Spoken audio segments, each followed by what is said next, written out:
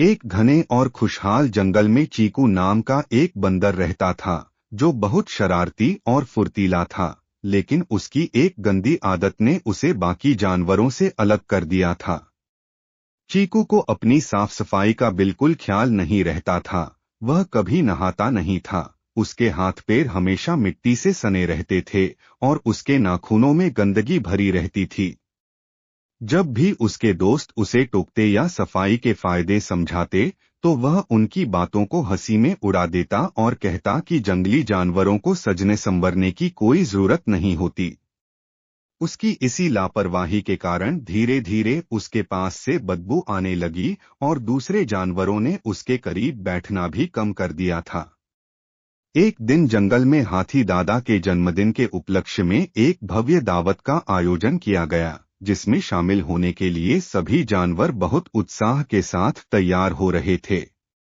जहां खरगोश ने अपने सफेद बालों को चमकाया और हिरण ने नदी में डुबकी लगाकर खुद को महकाया, वहीं चीकू अपनी पुरानी आदत के अनुसार उसी गंदे और बदबूदार रूप में दावत में जा पहुंचा। दावत की मेज पर जब स्वादिष्ट फल और पकवान सजाए गए, तो चीकू ने जैसे ही उनकी ओर हाथ बढ़ाया, हाथी दादा ने उसे रोक दिया। उन्होंने बड़े ही विनम्र लेकिन सख्त लहजे में कहा कि गंदे हाथों से भोजन को छूना न केवल खुद के लिए बल्कि दूसरों के लिए भी बीमारियों को दावत देना है, इसलिए उसे बिना नहाए खाने की अनुमति नहीं मिल सकती। सबके सामने टोके जाने पर चीकू को अपनी गलती और गंदगी पर बहुत शर्म महसूस हुई। उसे पहली बार एहसास हुआ कि स्वच्छता केवल दिखावा नहीं, बल्कि दूसरों के प्रति सम्मान और अच्छी सेहत के लिए भी अनिवार्य है।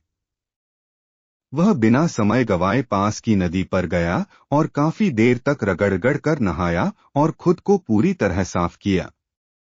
जब वह चमकता और महकता हुआ वापस आया, तो सभी ने खुश होकर उसका स्वागत किया। चीकू ने न केवल उस दिन मजे से दावत उड़ाई, बल्कि हमेशा के लिए यह सबक सीख लिया कि जो खुद को साफ रखता है